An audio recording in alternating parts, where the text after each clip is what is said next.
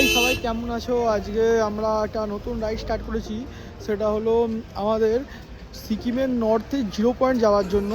তো বাড়ি থেকে বেরিয়েছি, অনেকক্ষণ হয়ে গেছে, তো অন্ধকারের মধ্যে দিয়ে রাস্তা দিয়ে আসছিলাম। তো আমরা অলরেডি এখন চলে এসেছি কৃষ্ণনগর।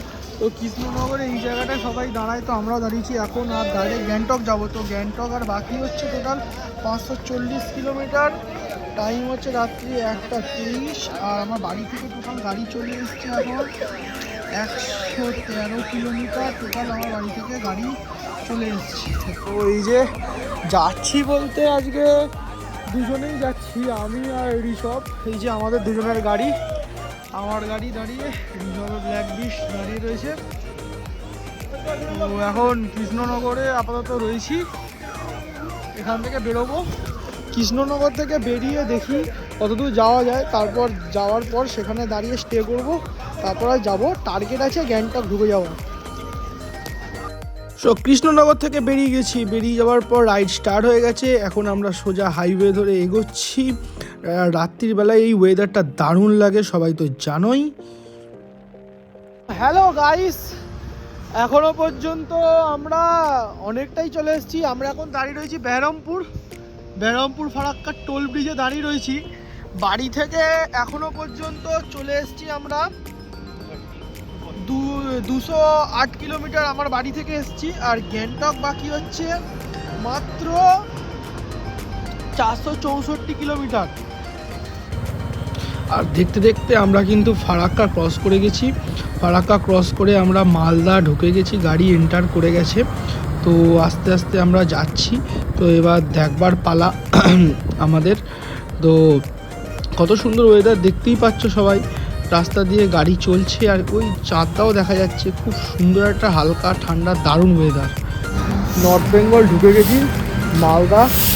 তো এখন ওই যে দেখো সূর্য উঠছে, এখানে কিছু টিফিন করলাম আমরা, মানে বহু জোর খিদে পেয়েছিল আমার। তো আমি এখন আপাতত এখানে খেয়েছি, তোমার কফি খেয়েছি আর আপাতত একটু কেক খেয়েছি পেস্ট্রি। এখান থেকে বেরোবো এবারে। এই যে পরদেশি ধাবা, এইখানে আমরা খেয়েছি, খুবই সুন্দর, অ্যাম্বিয়েন্সটা খুব সুন্দর। তোমরা যদি চাও এখানে আসতে পারো। এখানে সারা রাত্রি আই থিঙ্ক এটা খোলা থাকে। ঋষভের গাড়ি এখানে লাগানো, আর আমার গাড়িটা ওই যে ওইখানে লাগানো আছে। তো অনেক বড় জায়গা পার্কিংয়ের। সকালবেলার বিউটিফুল সানরাইজ দেখতে দেখতে আবার ড্রাইভিং চালু হবে। তো এবার নেক্সট যাব, হয়তো নেক্সট যাব আই থিঙ্ক স্টপেজ নেওয়ার ইচ্ছা তো আছে রায়গঞ্জ। তো এবার দেখি কতদূর কী হয়। এখন আমরা পৌঁছে গেছি সেবক রোড। তো সেবকে এখন দাঁড়িয়ে আছি, জাস্ট ভিউটা খালি দেখো একবার, মনটা ভরে যায় এই ভিউটা দেখার জন্য। এই যে সেবক রোডে একটু পরেই আমরা যাবো, এই দেখো ভিউটা দেখো, জাস্ট এই ভিউটাই দেখার জন্য এসেছি এত দূর থেকে। জাস্ট এটা সবে শুরু, এরপরে এখনো বাকি আছে এখানে। আমরা এই হোটেলটায় অ্যাকচুয়ালি খেতে ঢুকেছি। এটা হচ্ছে এই রেস্টুরেন্টটা খুব ভালো খাবার মানে পাওয়া যায়। আমরা এটাতে আগেরবারেও খেয়ে গেছিলাম, এখানেও খেয়েছি। আর সেবক রোডের সামনেই একটু পরে গিয়ে ব্রিজ ক্রস করবো, তারপরেই করোনেশন ব্রিজটা আছে। আমাদের গাড়ি এখানে পার্কিং আছে। এই রেস্টুরেন্টটা খুব সুন্দর, মানে রেস্টুরেন্ট, খাবার দাবার যথেষ্ট ভালো, দারুণ খাবার দাবার তৈরি হয় এখানে, কোনো অসুবিধা নেই। তো এখানে পার্কিংও আছে, বড় পার্কিংও আছে নিচের দিকে ওইখানটায়। কিন্তু লোকেশানটা জাস্ট মানে কি বলবো, মন ভরিয়ে দেয়।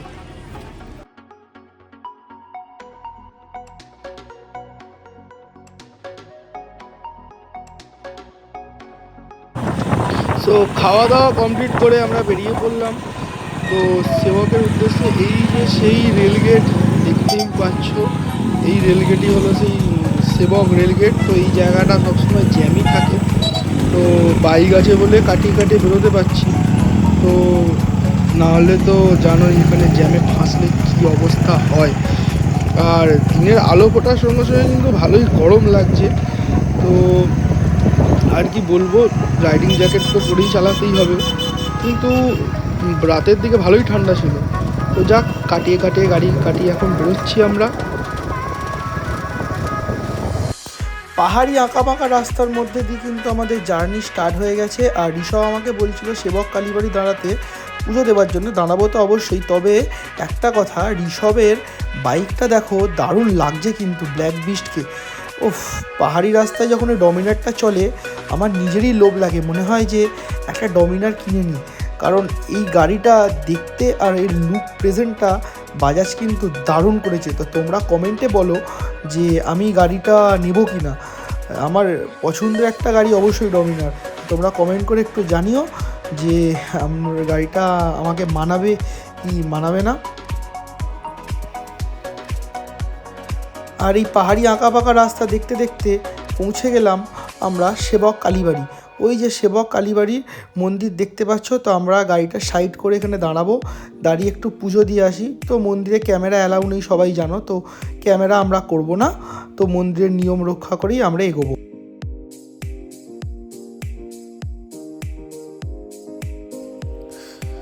সো আমাদের সেবক কালীবাড়ি পুজো শেষ করে আমরা বেরিয়ে পড়লাম। পাশ দিয়ে তিস্তা নদী যাচ্ছে আমাদের একদম এঁকে বেঁকে।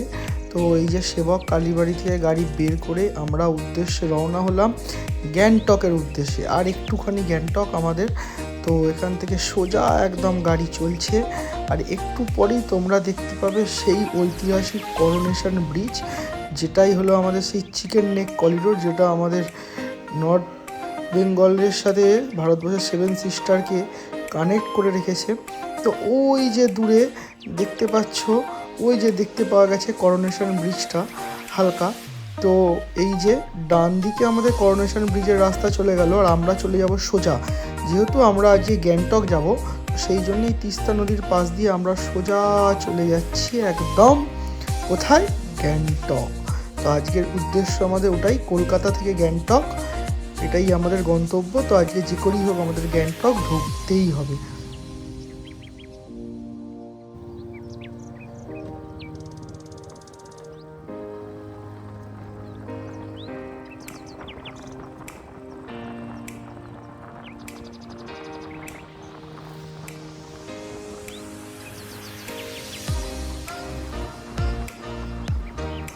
তো আমরা এখানে তো এসেছি, এই জায়গাটা একটা দারুণ জায়গা।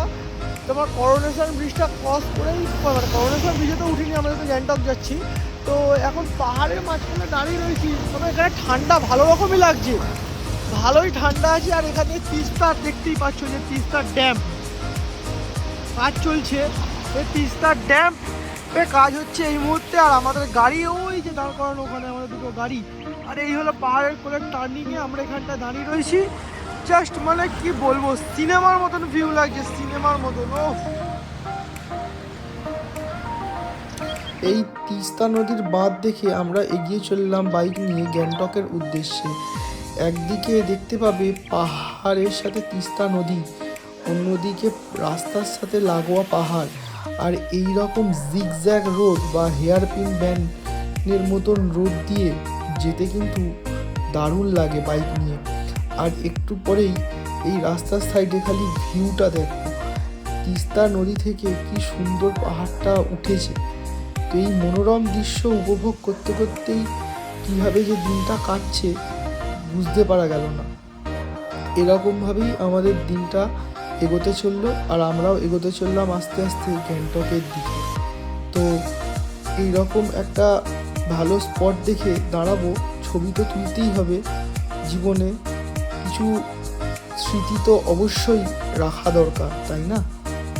তো সেই জন্যেই এগিয়ে চললাম একটা ভালো স্পট বা জায়গা দেখার জন্য, যেখানে দাঁড়িয়ে একটু ছবি তুলতে পারবো।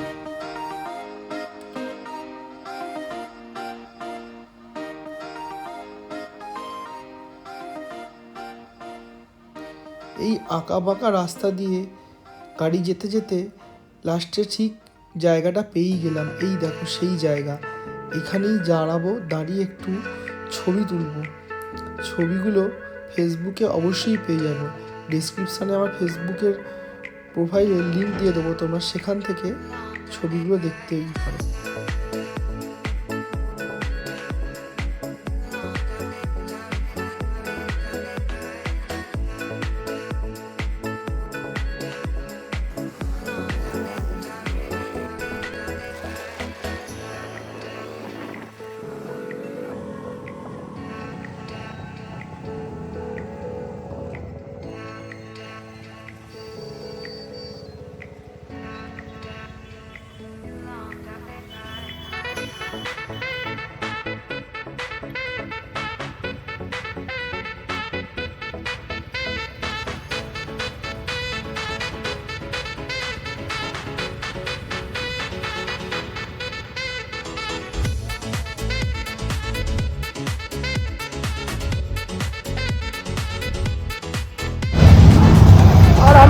সিকিমের পথে গাড়ি নিয়ে চলে এসেছি প্রায় বলতেই পারো।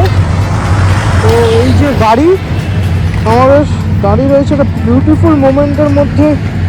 এই যে সেই বিখ্যাত আমাদের তিস্তা নদী, আর এই টানেলটা তৈরি হচ্ছে, ডাইরেক্ট যাওয়া যাবে, কোনো চাপ নেই। আর এই যে ভিউটা দেখো খালি, জাস্ট কোটি টাকার ভিউ। বিশেষ কোটি টাকার ভিউ, বুঝলে, কোটি টাকার ভিউ। নিচে দেখো তিস্তার জলে ফুটবল খেলা হচ্ছে। সো ব্রিজে ছবি তোলা কমপ্লিট করে আমরা এগিয়ে চললাম গ্যাংটকের উদ্দেশ্যে। তো রাস্তা দিয়ে খালি এখন পাহাড় দেখা ছাড়া আর কিছুই দেখার মতন নেই, কারণ পাহাড়ে ঘুরতে এসেছি, পাহাড় দেখবো, এটাই তো স্বাভাবিক, তাই না? তো এই আঁকা বাঁকা রাস্তা দিয়ে এগোচ্ছি, আর সামনে যে লাল গেটটা দেখছো, এই গেটটা দিয়ে উপর দিকে চলে গেলে ওই যে সাইড দিয়ে উপর দিকে উঠে যাচ্ছে রাস্তাটা, ওটাই হলো কালিম্পং যাওয়ার রাস্তা। তো কালিম্পং যদি যেতে চাও কেউ, তারা ডান দিক দিয়ে উপরে চলে যায়। আমরা যাব গ্যাংটক, তো আমরা সোজা নিচে নেমে গেলাম তিস্তার পাশ দিয়ে। আগের বার যখন নর্থ বেঙ্গল রাইড করেছিলাম, কালিম্পং হয়ে আমরা গ্যাংটক ঢুকেছিলাম, ইস্ট সিকিম। তো তখন আমরা ওই কালিম্পং হয়ে নেমেছিলাম, নেমে এই রাস্তাটা দিয়ে আমরা ঢুকে গেছিলাম সোজা গ্যাংটকের উদ্দেশ্যে। একটু পরেই রংফু জায়গাটা পাবো আমরা। তো ওই রংফু থেকেই মেন সিকিম স্টার্ট। অ্যাকচুয়ালি এটা হচ্ছে ওয়েস্ট বেঙ্গল আর সিকিমের বর্ডার।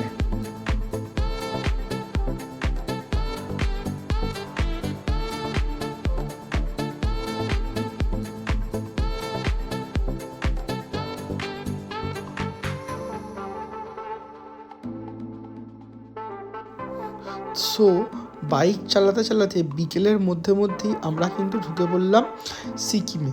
তো দেখতেই পাচ্ছ ওই যে ন্যাশনাল হাইওয়ের বোর্ড লাগানো, সেখানে লেখা আছে সিকিম মাত্র গ্যাংটক আর 38 কিলোমিটার।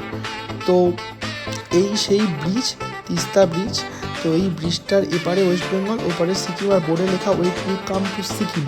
তো যে কোনো রাইডার যখনই এই ব্রিজটা দিয়ে ওঠে, বিশেষ করে আমাদের বেঙ্গলের রাইডাররা, তখন কিন্তু আলাদা রকম একটা অনুভূতি কাজ করে, তাই না? প্রথমবার সেই অনুভূতি ছিল, এখনও আছে, কতবার যাব থাকবে। আর এই রাইডে আমাদের সাথে দেখা হয়ে যায় কিছু বিহারের দাদাদের সাথে, রাইডার বন্ধু। তো তাদের সঙ্গে ঋষভ স্ন্যাপ বানায়, আমি একটু ছবি তুলে নিই। তো ওয়েলকাম টু সিকিম বোর্ডের সাথেও কিছু ছবি তোলা কোলাজ করে দিয়ে দিলাম। তো তোমরা দেখো, কমেন্ট করে জানাও। আর এই হলো সেই ভিউ তিস্তা ব্রিজের উপর থেকে, যেটা দেখতেই আমার মন ভরে গেল। নাইট বিউটি গ্যাংটকে, ফাইনালি গ্যাংটক ঢুকে গেছি। শহরটা দেখো পাহাড়ের উপরে, জোনাকির মতো শহর জ্বলছে, আমরা নিচে। কি সুন্দর লাগছে না বলো?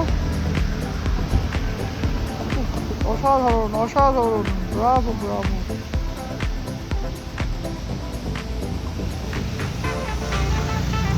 দেখতে দেখতে গ্যাংটক শহর পৌঁছে গেলাম রাত্রির বেলায়, মানে বিকেল 6টা। তো 6টার সময় গ্যাংটক পৌঁছে গেলাম। পাখির চোখে এখন গ্যাংটক শহরটা একটু দেখে নাও তোমরা, এই মুগ্ধ করা বিউটি এবং সৌন্দর্য। তো প্রায় আমরা 700 কিলোমিটার রাইড করলাম। বেরিয়েছিলাম হচ্ছে রাত্রির 11টায় এবং পৌঁছেছি আমরা বিকেল 6টায়। তো এইটাই বলবো, সবাই নিজের ক্যাপাসিটি বুঝে রাইড করো, কেউ কাউকে ইনফ্লুয়েন্স হয়ে নিজের ক্যাপাসিটির বাইরে রাইড করো না।